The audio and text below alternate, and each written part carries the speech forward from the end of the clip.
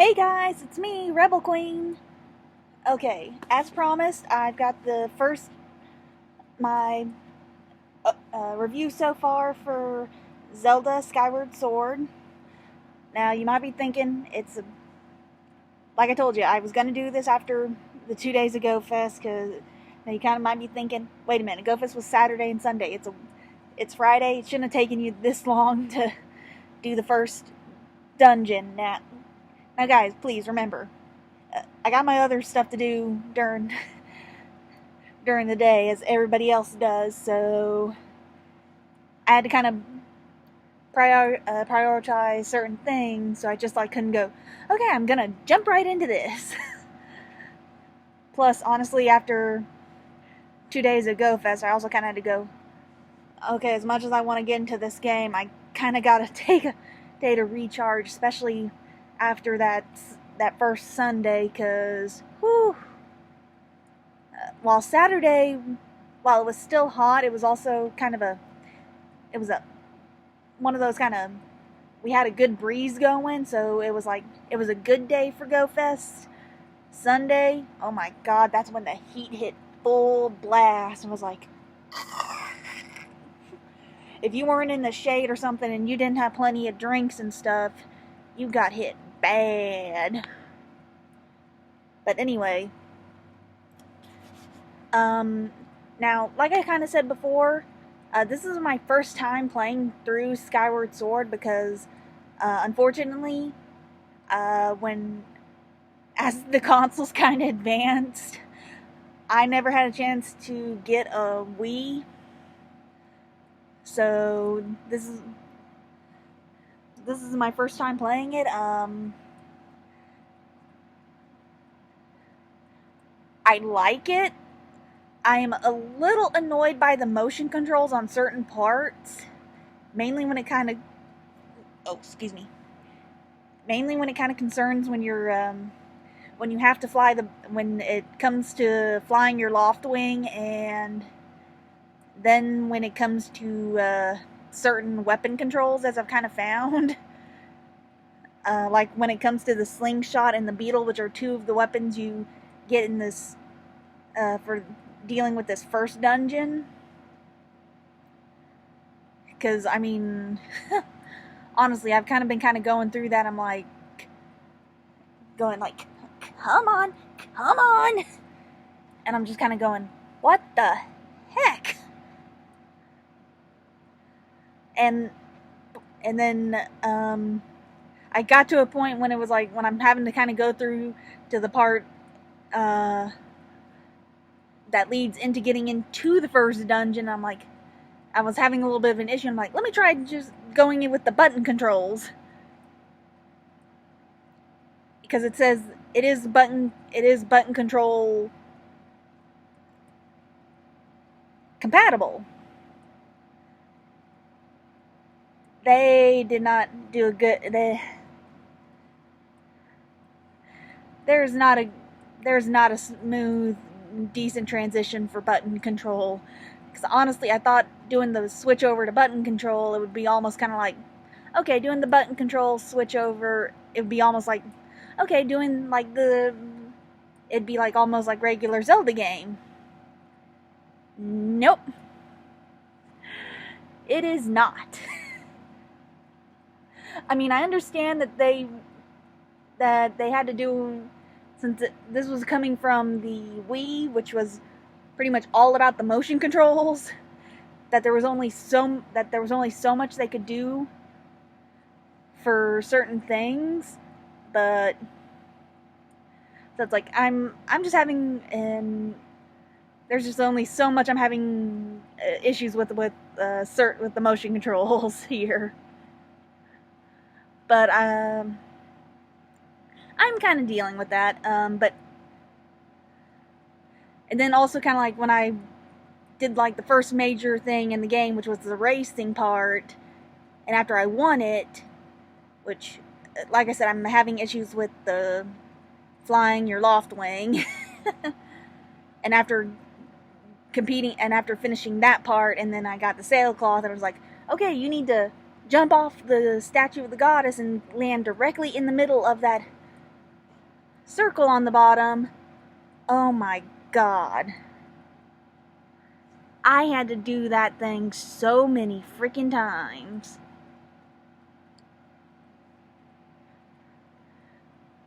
Cause it's just crazy. Cause like I said, aside from like when I got my first game for the Switch, which was the Let's Go Eevee game, most of my games have not been like this whole motion control heavy. But aside from that, it's been pretty okay, and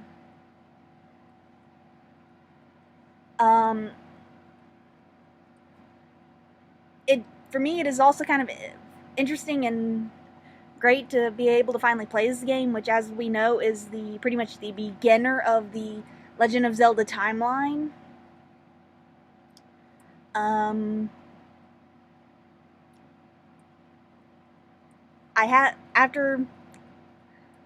After I did complete the first dungeon, because I did this last night, and I wasn't about to try and do this video last night, I did kind of get a little bit further on, like started a couple of the side quests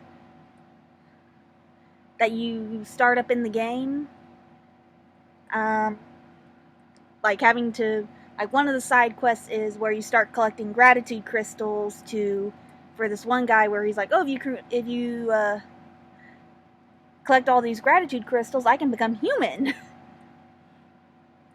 which you start up that series of side quests after you put in the ruby tablet in the goddess statue stuff. And it was just like, oh my god. But it's just like, aside from that, it's been fun. It's been nice seeing like how the graphics in the game did kind of evolve from the N64 games and stuff. Well, I did actually see a little bit of the Twilight Princess games being played, because a friend of mine did have that game and stuff. But it's like, it is nice to see like a little bit of that and to be able to play it finally. Like I said, I'm just having a little bit of that issue with the motion controls, especially, like I said, for flying the loft wings and stuff. Not so much, and a few of the weapon stuff. That, and also whenever it requires you to do the Skyward Strike, I'm constantly like having to go, okay, come on, sword, get in that position. It's just funny.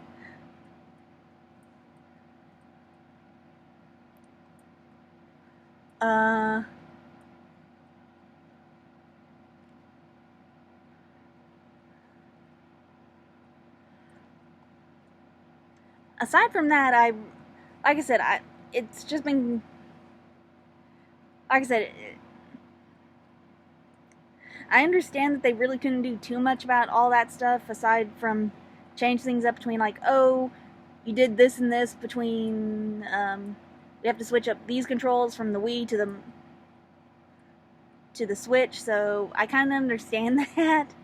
It's just like, I really kind of do wish that when they did the button control transfer, they made it a little bit more seamless.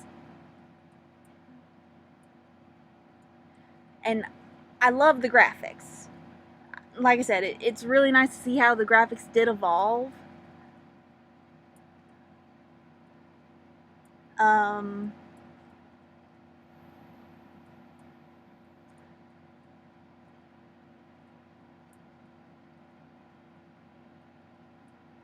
Because after all, let's be fair, the Zelda games have basically been, aside from Mario, basically been one of Nintendo's biggest games since the 8-bit era. Because, I mean, you had the original Zelda game, and then it's been progressively going on, so, I mean, after all, this was I mean, Mario had their big 35-year anniversary this year, and it's also a big anniversary year for Zelda too, because I mean, honestly, with all this going on, we honestly thought they were going to do kind of like with the Mario 3D All-Stars, we kind of thought they were going to do something similar with Zelda. But, I mean, but still, everybody's kind of happy with the Skyward Sword. Because, I mean, it was still Skyward Sword was still kind of one of the biggest sellers for them on the Wii. Even if the Wii was kind of had some of its little technical issues. I mean, I think we all remember reading about somebody playing and the Wii remote or flying from the hand and crashing through the TV screen, which is why the Wii nunchucks and stuff then ended up getting the little strap-ons, like our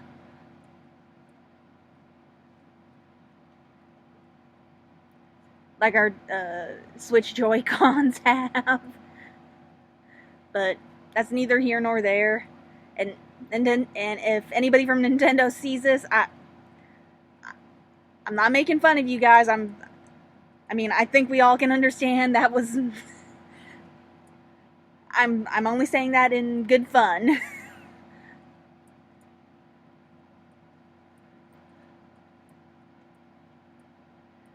But and the first dungeon kind of gives you a little bit of a taste for how things are going to go in the game.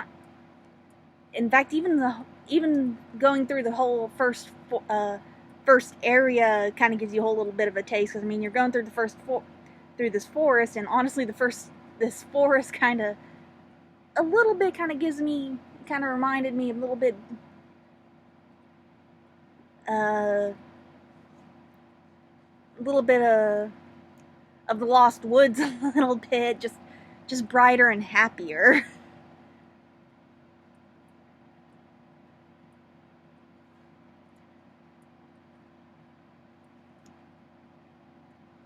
Which technically, considering this is so far back since like I said, this the Skyward Sword stuff is basically the beginning of the Zelda timeline. Who knows? Maybe this forest is basically the beginning, the Lost Woods back when everything was all hunky-dory.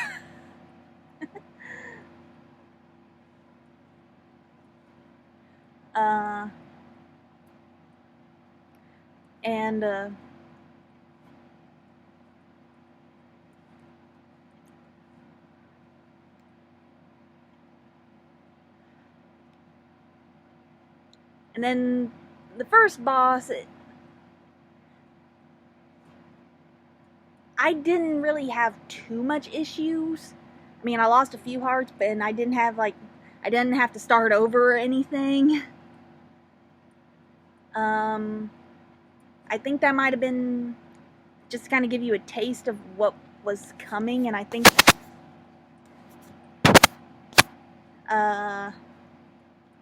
because of just kind of like give you a bit of a tutorial. I guess he might have been just like kind of maybe almost of a if you haven't gotten the game yet, or if you may have played or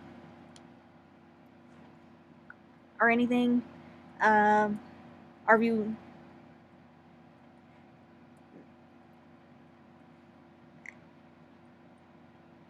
sorry, I know I'm not explaining this well. I guess maybe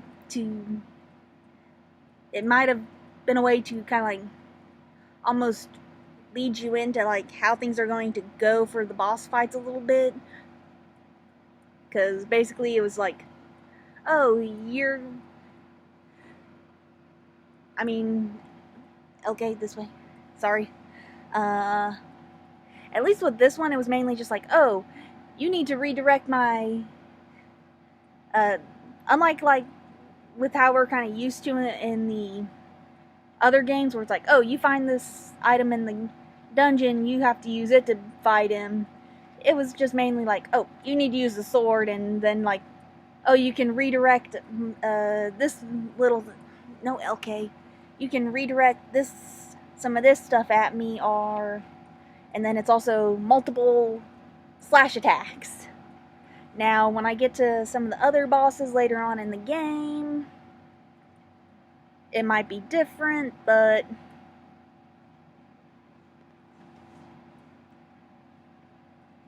But we'll just have to wait and see. If you guys want, leave some comments and ask me to actually kind of give you guys a real in-depth review later on when I actually finish the game, because I'm actually going to continue playing it to finish it at this point. Just because, hey, I love Zelda. I actually, since I played the original Ocarina of Time on the N64, I picked up its remake for the 3DS, and then I got Majora's Mask for the 3DS.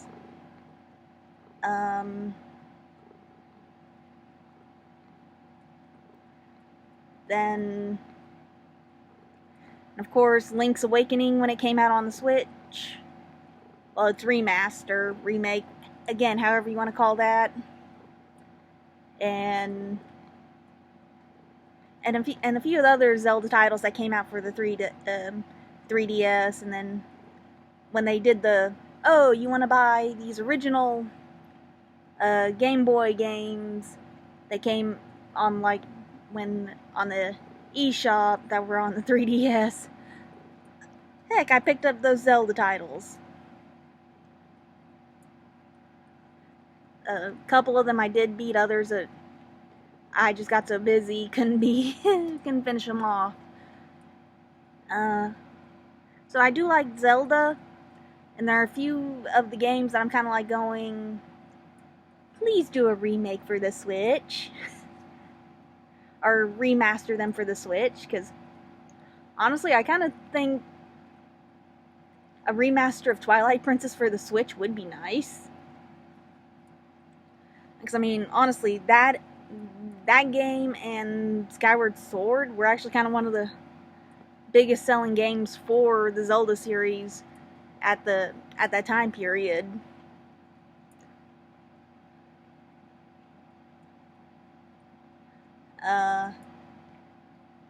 That, and considering they just did that, like, remaster remake for Link's Awakening, two other of the Game Boy games that they could do in a similar fashion to that one, Oracle of Seasons and Oracle of Ages, and that one they could do like in a 2-pack, because those games are pretty similar, just different ways of going about it. But and a lot of people who are Zelda fans kind of feel the same way. But for a rating on this game, at least so far, without trying to be biased, because like I said, I am a Zelda fan.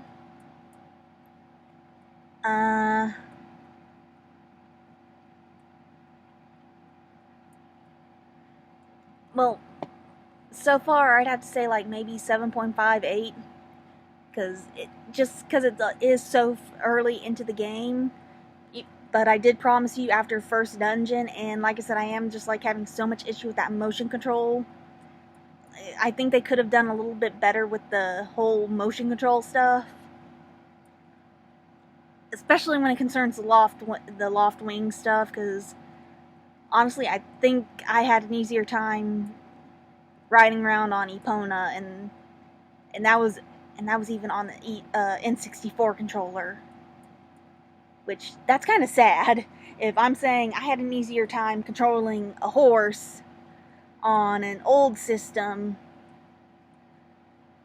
that's kind of sad.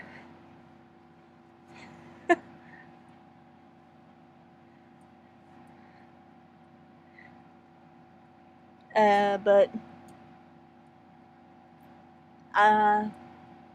if you guys really want, drop some comments saying you want me to give you like a full-on review once I finish the game. If not, I'll still do a full review after I finish it, but it would really help to see if you guys are paying attention and watching, and if you guys would appreciate seeing a full review. And who knows, and maybe you guys, and if you guys, like I said, I am having kind of some issues here with those motion controls. Maybe you guys can give me some tips. Hey, I'm not afraid to say when I'm wrong on some stuff.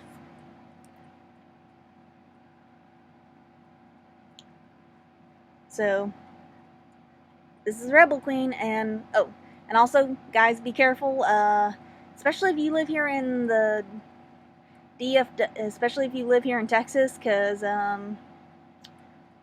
we've gotten lucky and we have not hit triple-digit weather. We are fixing to hit triple-digit weather, so guys, be careful. Make sure you stay hydrated and all that stuff, and also still kind of try to be careful with the whole COVID stuff, because again, we've still got that going on. So try and, even if you are fully vaccinated, I would still say be careful and mask up when going into large crowds, because we don't want any issues. So again, see you guys. Bye.